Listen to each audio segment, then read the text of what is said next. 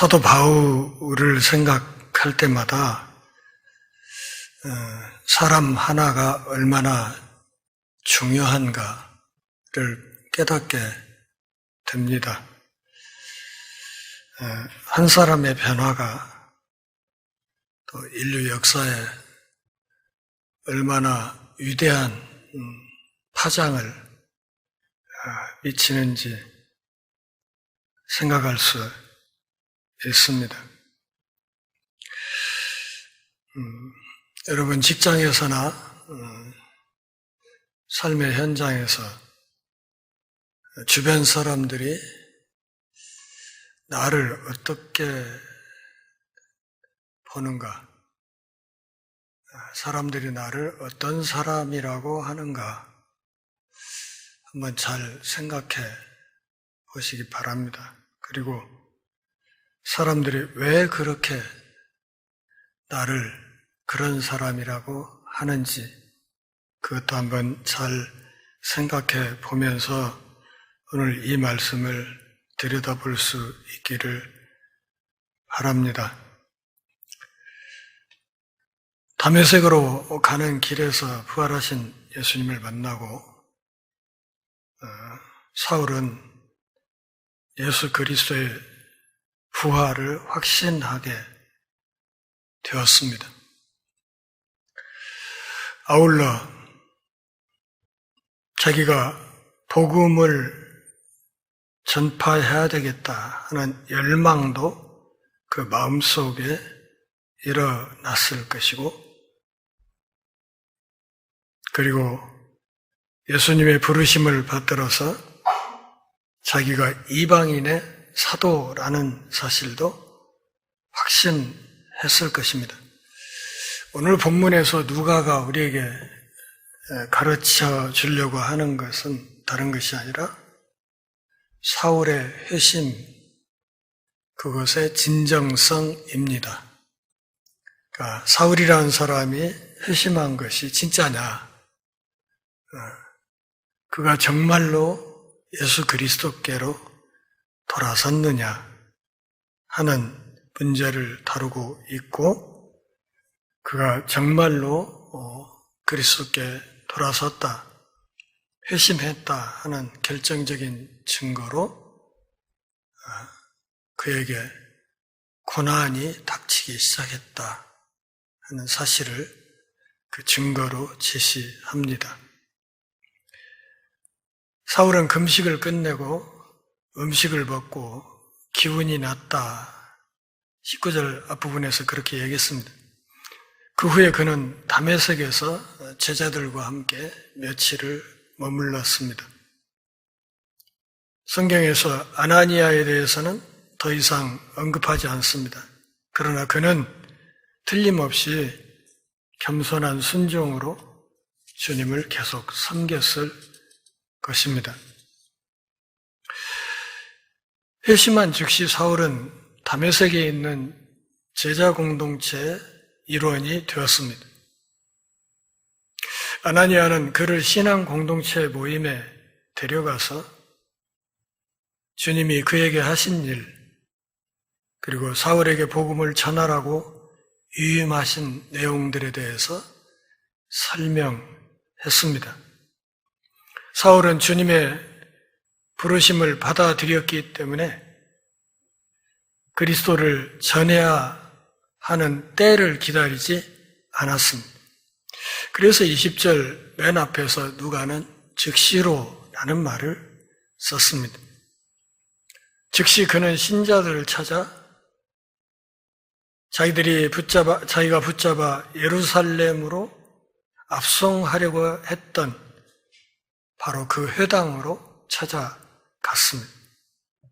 그리고 거기 가서 신자들을 체포하는 것이 아니라 사람들 앞에서 담대하게 그리스도를 약속된 메시아, 구세주, 그리고 하나님의 아들이라고 선언했습니다. 20절에 보면 하나님의 아들이라는 말이 있지요. 이 말은 사도행전에서 하나님의 아들이라는 칭호가 최초로 사용된 것입니다. 그러니까 예수를 일컬어서 우리의 메시아일 뿐만 아니라 하나님의 아들이다. 이렇게 소개한 것이죠. 나중에 바울의 설교에는 예수님이 성경대로 죽으셨고 또 성경대로 다시 살아나셨으며 그분이 하나님의 약속된 기름 부음 받은 곧 선지자요, 제사장이요, 왕이라는 구약 성경의 증거가 포함되어 있습니다. 예수님이 하나님의 아들이라는 증거도 성경과 하나님께서 예수님을 죽은 자 가운데서 살리셨다는 사실에서 가져왔습니다. 다시 말하면 20절에서 그가 분명하게 인정하고 있는 것은 예수 그리스도의 부활입니다. 그가 십자가에서 죽고 다시 살아났다. 신자들을 잡아 죽이고 또 교회를 무너뜨리고 하는 이 일을 할 때 그 이유가 무엇이었습니까? 예수가 부활하지 않았다는 거였어요. 부활하지 않았고 예수는 죽어서 무덤 안에 시체로 있었는데 그 제자들이 시체를 도둑질해다가 어딘가에 숨겨놓고 그가 부활했다고 사람들에게 거짓말을 퍼뜨리고 다니는 악한 집단이다.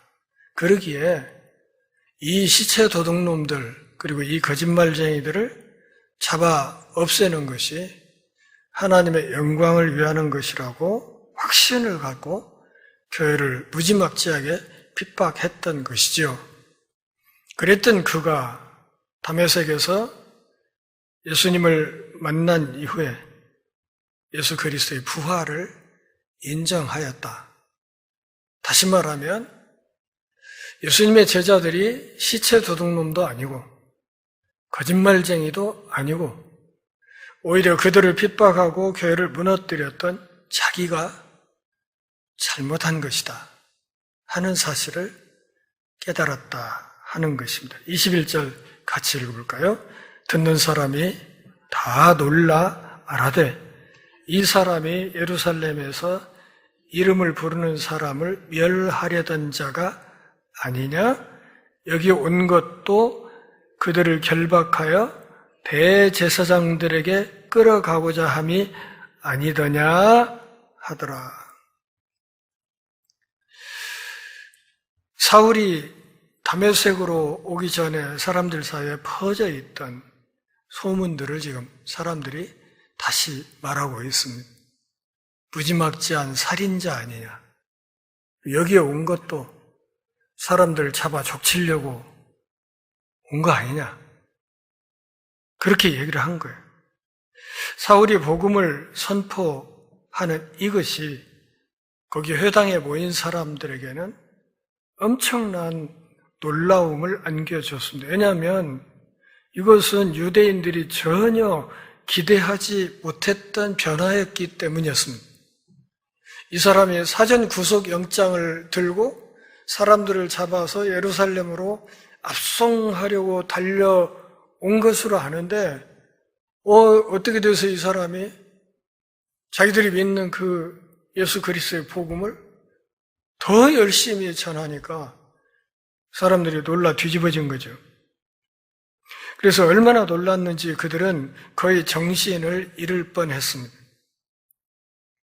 예루살렘에서 예수의 이름을 부르는 사람들, 다시 말하면 예수님을 따르고 예수를 믿는 사람들에게 죽음을 가져온 그 사람이 어떻게 이렇게 변할 수 있는가? 믿을 수 없다는 것이죠. 다메섹의 유대인들은 사울이 신자들을 핍박하는데 열심히 했다는 소식을 진작에 듣고 있었습니다. 또 사울이 다메섹에 달려온 목적, 또 예루살렘의 대제사장들로부터 신자들을 압송해다가 사내들인 앞에 세우고 그들을 재판받아 죽일 것이라는 그런 소식을 들었기 때문입니다. 예나 지금이나 나쁜 소식은 발이 빠르죠. 그래서 인터넷이 발달하지 않았던 그 고대 사회에서도 사울이 이 영장을 들고 다메섹으로 쳐들어온다는 이 소식은 굉장히 빠르게 그 지역에 퍼져 있었습니다. 그런데 이제 사울은 한때 자신이 증오하던 사람에게 경배하고 있었습니다. 이 천지가 개벽될 노릇이죠. 예수를 지독하게도 증오하던 사람이 이제는 그 예수를 자신의 구주라 주님이라 고백하면서 그분의 가르침을 전파하는 일을 시작했다는 것이죠. 22절 같이 읽습니다. 사울은 힘을 더 얻어 예수를 그리스도라 증언하여 다메섹에 사는 유대인들을 당혹하게 하니라. 힘을 더 얻어라는 말이 헬라 성경에 계속 반복되는 형태로 문법이 되어 있어요. 그러니까 힘을 얻고 또 얻고 계속해서 얻고 또 얻고 그러고 있었다는 것이고요. 증언하여라는 말은 증명하였다 그런 뜻이에요. 그러니까 예수가 누구다? 그리스도다. 예수가 그리스도다. 이것을 증명하였다.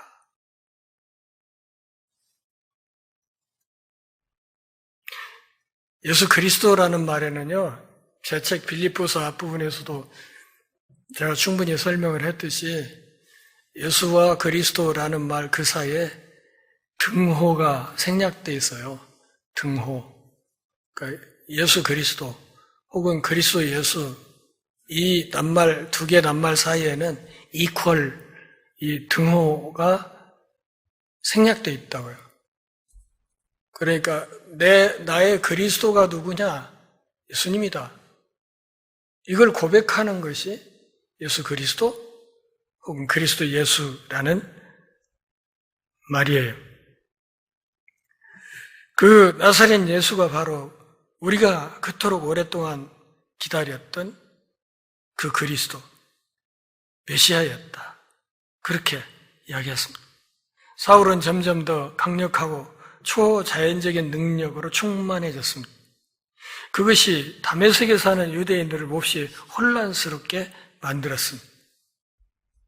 그가 알고 있던 그동안의 성경 지식을 통해서 바로 이 예수님이라는 이 분이 약속된 메시아이고 하나님의 기름 부음을 받은 자이고 곧 그리스도이고 구약의 예언 안에서 나타났던 수많은 그리스도의 예표, 왕이고 선지자이고 제사장이라는 사실을 증명해 냈습니다. 다시 말하면 구약의 숱한 메시아 예언이 나사렛 예수님 안에서 어떻게 성취되었는지를 증명하였다.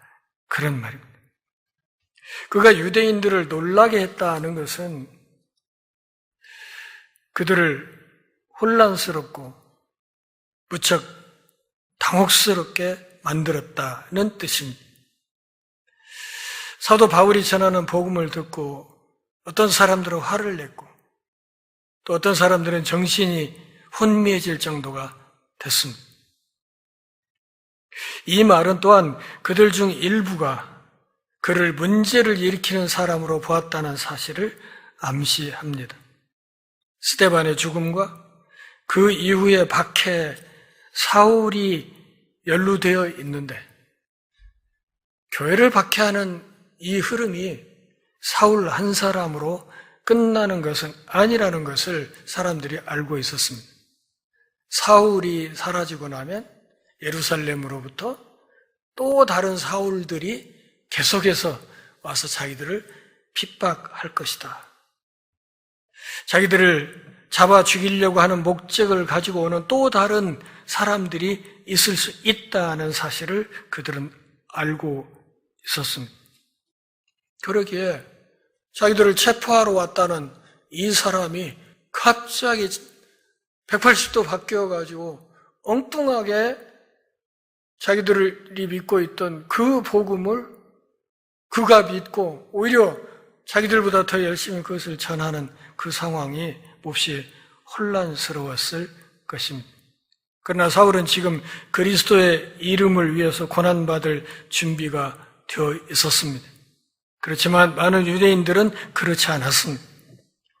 사울이 성경을 근거로 제시하는 증거는 예루살렘에서 스데반의 주장이 그랬던 것처럼 그들을 화나게 하고 더 많은 반대를 불러 일으켰습니다.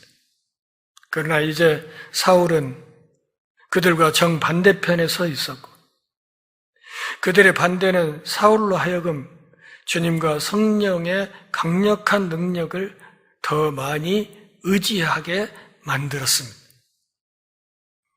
일부의 반대는 극복되어 일부는 예수를 메시아이자 구세주로 받아들였습니다. 신자들도 사울의 회심과 그에게서 보는 엄청난 변화를 통해 용기를 얻고 힘을 얻었을 것입니다. 이것이 바로 복음의 능력에 대한 결정적인 증거입니다. 23절 같이 읽습니다. 여러 날이 지남에 유대인들이 사울을 죽이기를 공모하였다. 마귀가 힘쓰는 게 뭐냐면 진실한 신자들을 죽이는 거예요. 진실한 신자들을 괴롭히는 거예요. 그게 마귀가 주로 하는 일이에요. 마귀에게 사로잡힌 사람들이 하는 가장 잘하는 일이 뭐냐면 진실한 신자들을 괴롭히는 거예요. 여러분 거기 23절 앞에 여러 날이라는 말이 있는데요. 갈라디아서와 몇 가지 서신서들을 정보를 종합해서 결론을 내리자면 22절과 23절 사이에는 기간이 3년 기간이 있습니다. 3년. 3년 뒤를 지금 23절이 얘기하고 있는 거예요. 이 3년 기간 동안 갈라디아서에서 보면 3년 기간 동안 바울이 어디가 있었어요?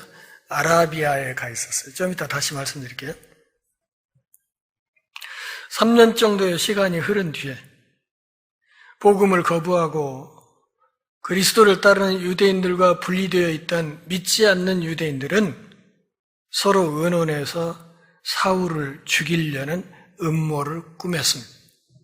그러니까 사도 바울이 회심함으로써 나타난 가장 중요한 변화가 무엇인가 하면 동족들 앞에 공공의 적이 됐다는 거죠. 동족들이 죽이려고 하는 거예요. 그 다음에 이방인 지역에 선교하러 나가면 그 이방 지역에 자기들의 민간 신앙을 따르던 사람들이 또 바울을 죽이려고 하죠. 자기네들의 민속 전통과 대립되는 어떤 종교 체계를 끌어들여가지고 그걸 전파하려고 하니까 그게 싫어서 또 죽이려고 하고. 그러니까 바울은 그가 회심함으로써 그의 인생에 나타난 결정적인 흐름이 무엇인가 하면 동족들한테서도 공공의 적이 되고 이방인들한테서도 미움의 대상이 되는 그 길을 평생 걷게 되었다는 것이죠. 사울을 죽이기를 공모했어요. 그러니까 테러를 하고 귀사대게 한 대 때려주고 얼굴에 침 한 번 뱉고 이게 아니라 아예 그의 숨통을 끊어 없애려는 그런 움직임이 생기기 시작했다. 그런 말이죠. 죽음과 싸우면서 사역을 해야 됐다. 그런 말입니다. 여기 여러 날이 대략 3년 정도 된다고 조금 전에 말씀드렸습니다. 바울은 갈라디아 사람들에게 자신이 전하는 복음을 다른 사도들이나 어떤 인간에게서 받은 것이 아니라 예수님 자신으로부터 직접 계시로 받았다고 여러 차례 이야기를 했습니다. 가셔서 갈라디아서를 잘 읽어보시기 바랍니다. 특별히 1장에 그런 이야기가 집중적으로 나와 있습니다. 심지어 예수님의 말씀 중 일부는 예수님 자신이 직접 바울에게 주셨다고 짐작되는 말씀이 있습니다. 저 뒤에 나중에 우리가 다루겠지만 20장 35절에 가면 복음서에도 기록되지 않은 예수님의 말씀을 사도 바울이 하고 있습니다. 주는 것이 받는 것보다 복이 있다고 주님이 말씀하셨다. 20장 35절입니다.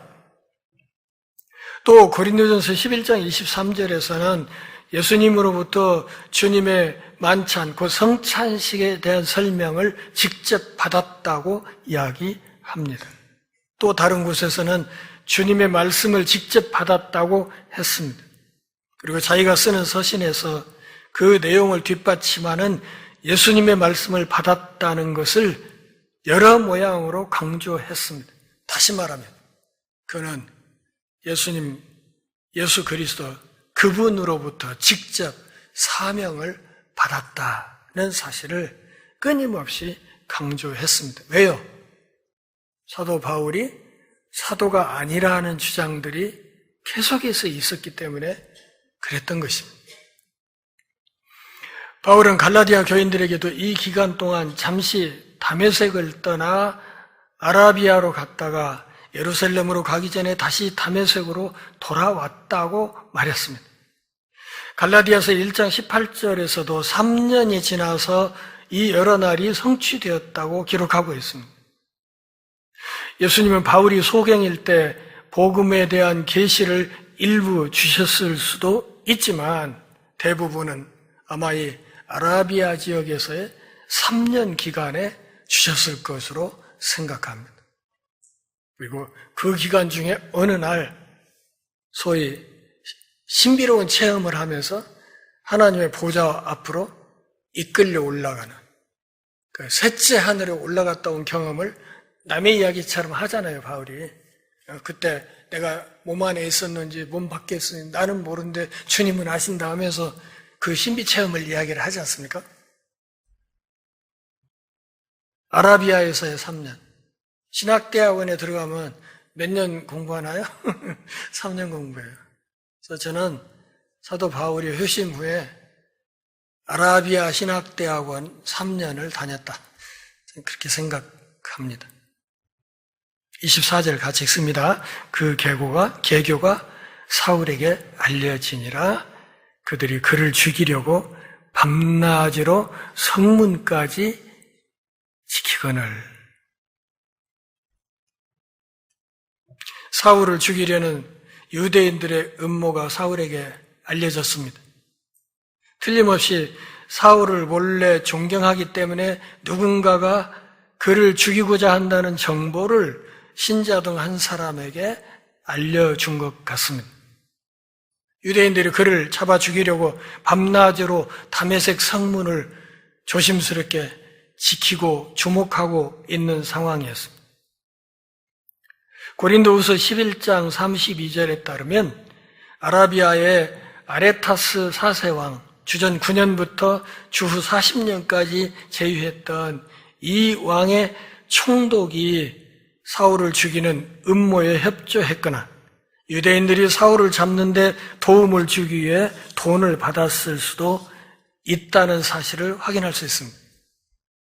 사울의 목숨이 위험에 처했지만 이것은 그가 복음을 위해서 목숨을 걸었던 수많은 사건 가운데 시작에 불과했습니다. 그러니까 그의 사역 처음부터 그의 목숨을 노리는 사람들이 있었다. 저 친구 입을 막아야 된다. 입을 막는 가장 확실한 방법은 그냥 숨통을 끊는 거다. 이렇게 생각하고 사울을 암살하려는 사람들이 사울 주변에 언제나 있었다. 그리고 그런 위험 속에서 그는 이 사역을 평생 계속했다는 것이죠. 그런데 이것이 그냥 시작에 불과했다는 것입니다. 시작. 25절 같이 봐요. 그의 제자들이 밤에 사울을 광주리에 담아 성벽 위에서 달아 내리니라. 제자들, 다시 말하면 바울이 전하는 복음을 듣고 그리스도를 따르는 사람들이 된 개종자들이 유대인들의 음모를 무산시켰습니다. 그들은 넝마 혹은 그와 비슷한 것을 엮어서 만든 어떤 바구니에 사울을 성벽 옆으로 달아서 내려 보냈습니다. 그러니까 바구니에 엘리베이터를 타고 탈출한 거예요. 고린도 후서 11장 33절 말씀을 보면 사울이 창문을 통해 내려왔다고 덧붙입니다. 당시에는 성벽의 위에 바로 집을 짓는 것이 일반적이었고, 또 어떤 사람들은 성벽 꼭대기에 집을 만들고 그 위에 또 한 층을 추가하는 식으로 가옥을 건축하기도 했습니다. 정확하게 탈출 날짜는 확실하지 않지만 어쩌면 주후 38년쯤에 이런 일이 일어났을 것입니다. 그리고 아주 스릴 넘치는 탈출이었습니다. 영화 빠삐용 혹은 쇼생크 탈출 이런 영화들보다도 더 스릴 넘치는 사도 바울의 탈출 장면이 본문에 기록되어 있습니다. 26절 보죠. 사울이 예루살렘에 가서 제자들을 사귀고자 하나 다 두려워하여 그가 제자됨을 믿지 아니하였다. 그랬습니다. 다메섹에서 탈출한 사울은 남쪽으로 예루살렘으로 향했습니다. 그가 다메섹에서 예루살렘으로 가는 길은 3년 전쯤 한번 왔던 길이었지만, 그러나 지금 돌아가고 있는 그 길에 바울은 3년 전의 사람과는 전혀 다른 사람이었습니다. 3년 전에는 예수 믿는 사람 잡아 죽이러 씩씩거리고 갔던 사람이었는데, 지금은 오히려 그들 편에 서서 그들이 믿는 예수 그리스도의 복음을 전하는 전도자의 모습으로 변해 있었습니다.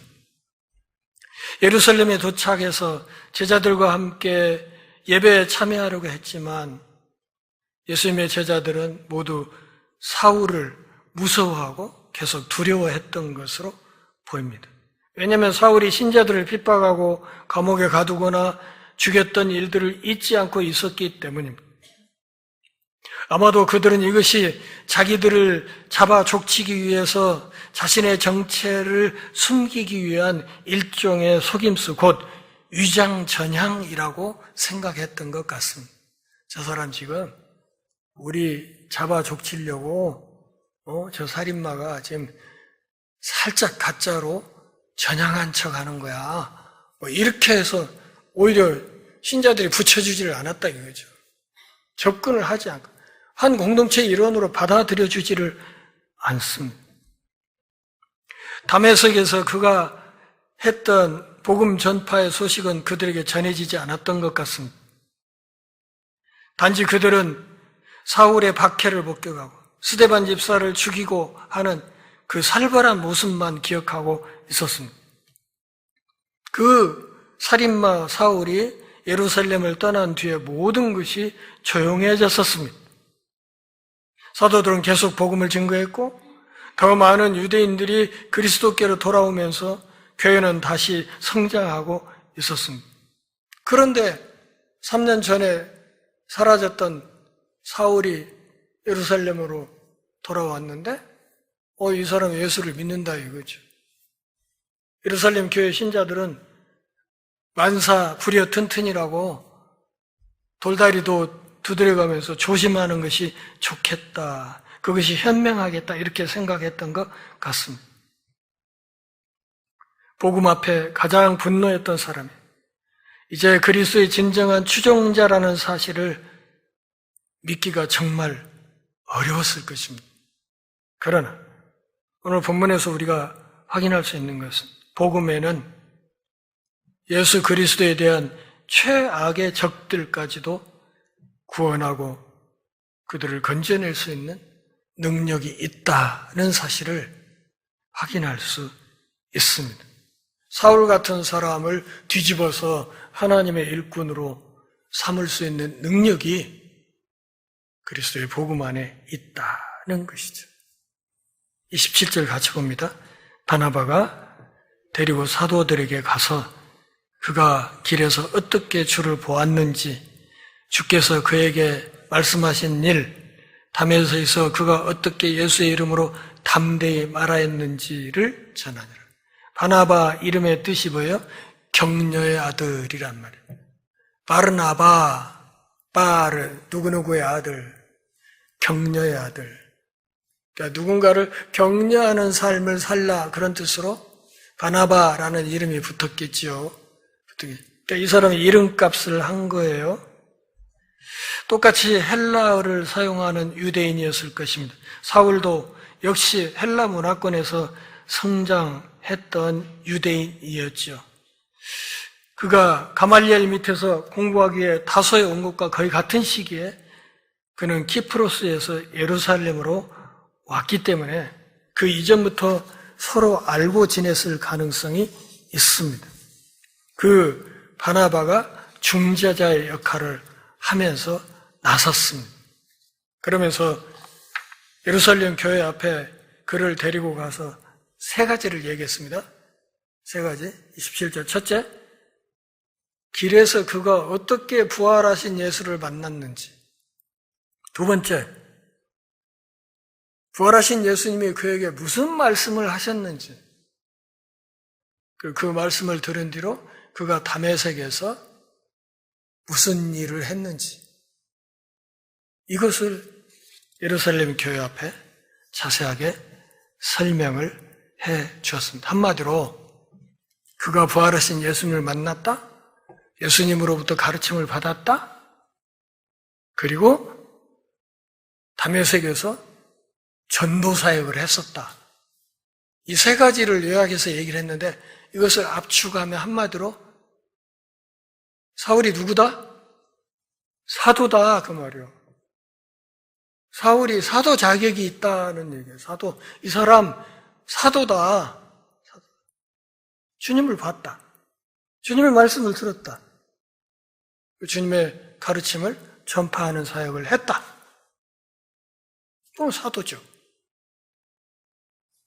그러니까 예루살렘 교회 지도자들 앞에 이 사울을 데리고 가서 성도들을 안심시키고 너무 그렇게 의심하지 않아도 된다고, 내가 보증한다고, 씨는 보증을 하면서 사울을 교회 앞에 소개해서 예루살렘 교회 공동체가 그를 품을 수 있도록 작업을 했다는 것입니다. 사울이 제자들과 함께 예루살렘에 출입하면서 29절 보면 두 가지 일을 했다고 해요. 주 예수의 이름으로 담대히 말했다. 둘째, 헬라파 유대인들과 함께 말하면서 복음에 대해서 변론했다. 근데 그 변론 과정에서 사울이 이겼다는 거예요? 졌다는 거예요? 이겼다는 거예요. 이기니까 이 논쟁에서 지게 된 이 사람들이 마음속에 어떤 마음? 또 죽이려고. 이놈 죽여야겠다. 얘는 말로는 안 되니까 얘 죽여야겠다. 입 막아야겠다. 이렇게 한 거예요. 또 죽이려고 하는 거예요. 벌써 오늘 본문에만 사울을 죽이려고 했다는 말이 벌써 2번 나옵니다. 그러니까 가는 데마다 그가 사역을 하면 할수록 계속 원수가 일어나. 그를 공격하고 그를 대적하는 사람들이 계속 나오는 거예요. 그것을 형제들이 또 알아요. 알아. 그래서 가이사랴로 데리고 내려가서 다소로 보내니라. 예루살렘에서 가이사랴 거쳐서 다소까지 간 이 거리가 오늘날 키로수로 환산하면 480km 정도 돼요. 480km. 그러면 어느 정도냐면 전주에서 평양 정도 거리. 전주에서 평양 정도 거리. 그 멀리 피신을 시켜요. 다소는 그의 고향이기도 했죠. 근데 여기 보냈다 하는 말 30절 맨 끝에 있죠. 보내니라 하는 이 말, 엑사페스테일란이라는 이 말은 엑사포스텔로라는 말인데 이 말은 그냥 보낸다는 뜻이 아니라 사명을 주어서 보낸다는 뜻이에요. 사명을 주어서 보낸다. 그러니까 다소 출신이기 때문에 그 지역에서 복음 사역을 하기에는 이 사울이 최적화됐다는 생각을 가지고 예루살렘 교회가 그를 다소 지역으로 사명을 주어서 파송했다. 그런 뜻입니다.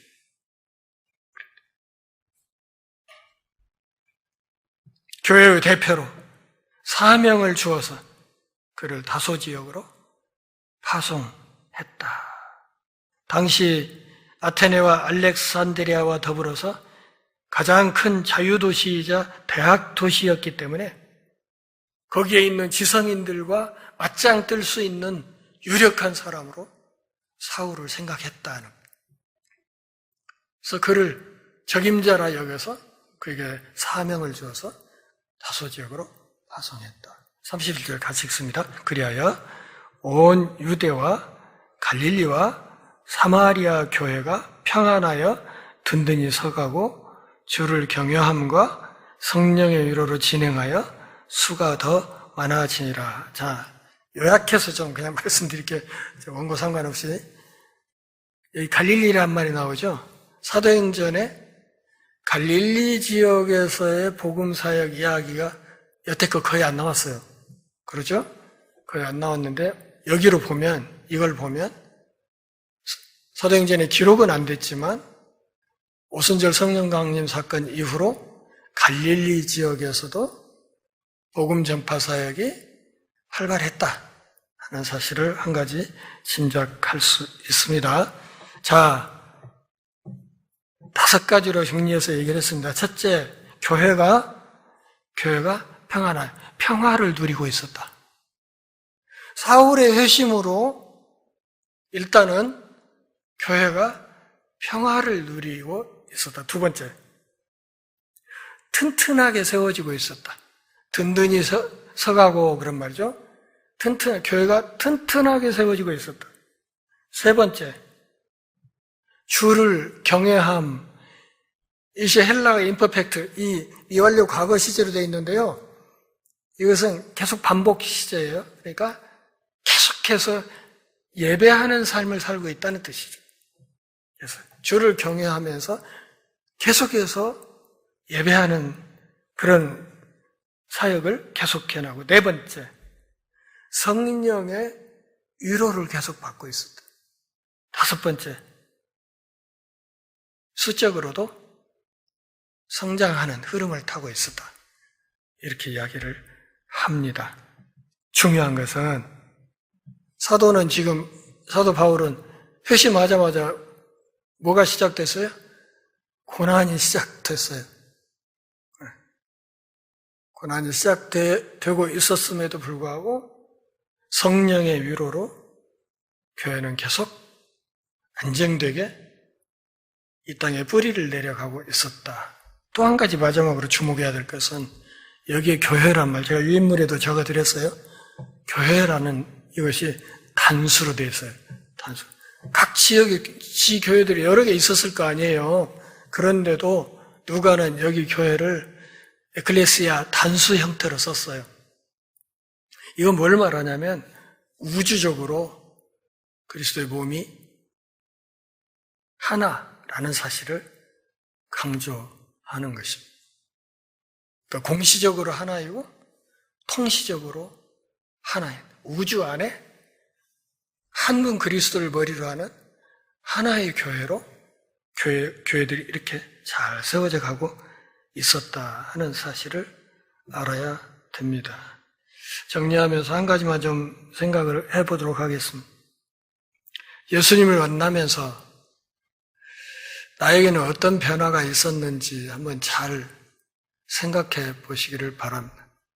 사울처럼 이렇게 막 천지개벽하는 것 같은 그런 변화는 아닐 수도 있어요. 그렇게 그런 변화는 아닐 수도 있지만 어쨌든 예수를 만남으로 우리 안에 어떤 변화가 있습니다. 그리고 변화된 나에 대한 주변 사람들의 평가는 어떠한가? 나를 진짜 신앙인으로 보는가? 이것을 한번 잘 생각해 봤으면 좋겠고, 내가 여기까지 오는 동안에 나에게 바나바 역할을 해준 사람은 누구였는지, 혹시 기억나는 분이 있으면 조금 이따 카톡이라도 하나 보내고 전화라도 한번 해보고 그렇게 하시기를 바라고, 또 하나, 내가 바나바 역할을 해줘야 될 사람은 또 내 주변에 누구누구가 있는지, 나의 태신자가 되겠죠. 주로 그 사람들을 어떻게 그리스도 앞으로, 교회 공동체 안으로 이끌어 올 수 있는지, 이것도 한번 깊이 잘 생각해 보시기를 바랍니다. 한 사람의 변화가 인류 역사의 방향을 전혀 다른 방향으로 틀 수 있다는 사실을 우리는 사울의 회심 기사를 통해서 끊임없이 확인합니다. 나 하나의 변화가, 나 하나가 움직이는 것이 이 세상에 어떻게 거룩한 물결을 일으킬 수 있는지, 그것을 깊이 고민하면서 주의 뜻이 머무는 어떤 방향이 있다면 성령 하나님을 믿고 고난을 무릅쓰고 그 길을 힘차게 달려갈 수 있는 신실한 하늘 백성들 다 될 수 있기를 바랍니다. 기도하겠습니다.